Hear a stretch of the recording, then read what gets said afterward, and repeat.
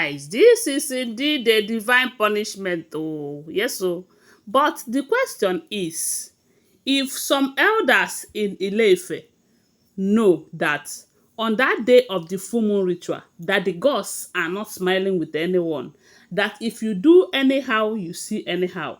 Remember, they said the family of Ebony and Blo Blo called them and reminded them that if there's anything they are planning to do on that day of the full moon ritual, they should stop it immediately. They should not go on with it. If not, that the gods are going to buy them instantly, with or without Kabiesi's immunity on them. And Kabiesi also threatened to remove immunity that day that they want to do the full moon ritual. Should in case any of them tries any nonsense, so that person go collect woto woto outside his palace, which is one of the reasons he wanted them to be outside while the full moon ritual was going on. My question is, if the elders in Ile-Ife knew all this, then those traditional leaders that Kabiyesi invited to witness this final full moon ritual and do some rituals for them, why is it that they don't know about it if this information is true? Because remember, they said two traditional leaders who are supposed to be part of this ritual to do some ritual practices for Kabiyesi and Queen Naomi, that they failed, they did not come. Although Iyanifa have to continue with the ritual, because the most important one is that one that will be done under that particular full moon, because they said that kind of full moon does not come by anyhow. It took years before that one will come again. And if they fail to do those ones, it simply means that they will have to wait till that year again. And nobody knows when it is going to come again. Maybe 7 years, 10 years or more. So Kabiyesi was worried because these people, they were all paid, they were all called on time, and they promised to come. As a matter of fact, we are even getting an information that they even launched around Ile-Ife so that it will be easier for them, because this whole thing is night something. So it's not something that they will start coming from their town by that time of the night. So they said they launched somewhere in Ile-Ife. They launched in all this guest house so that it will be easier for them to come when it is time, because it is going to be midnight process, midnight stuff. So unfortunately, they did not come. Now, they said information have reached the king, that is Kabiyesi, Ooni of Ife, letting him know the reason that these people did not come. They said one of them, it's not one of them, the two of them, but it started with one, that he collapsed upon trying to step out of his room where he lodged, that he collapsed. His personal bodyguard was afraid. And before you know it, they said he started vomiting blood. You know? And at that point, the man was surprised. What could that be? Why? They said it takes God's grace for him to still be alive till the next morning, but he was unconscious.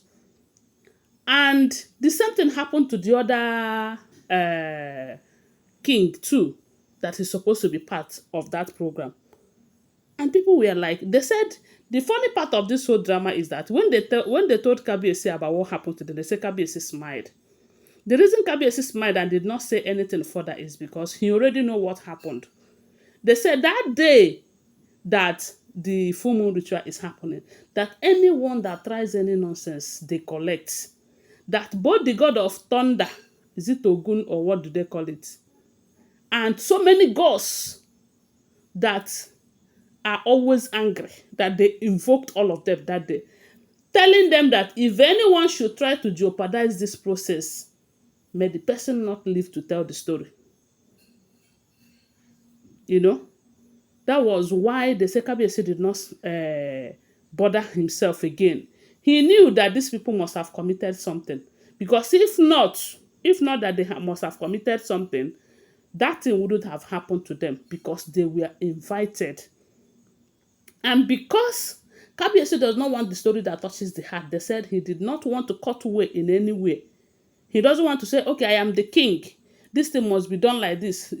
They said Kabiyesi want to follow all the due process to avoid hearing that at the middle of the event that the gods rejected this, the gods are not happy, the gods, he wanted to follow all the due process. And that is why he took that risk of making sure that all the items, even though it was hilarious, all the items in the list were found before they start that full moon ritual. Because as a king, he has the right to say, "Oh no, we can't. We will not go through this process." After all, it is human being who uh, keep culture and tradition. We can rewrite them. We can put them to suit us and all of that. Kabiyesi can do it. We all know that, but he doesn't want to do any of that. He wanted everything to go on its normal course because he's a good custodian of their culture and tradition. So when he find out that, look at what happened though, see why these people did not make it, he did not bother his head again. Because some people said these people must have been paid to come. When they come, during the time that they will do the ones they will do before the full moon, they will want to delay it so that they will mix the moon.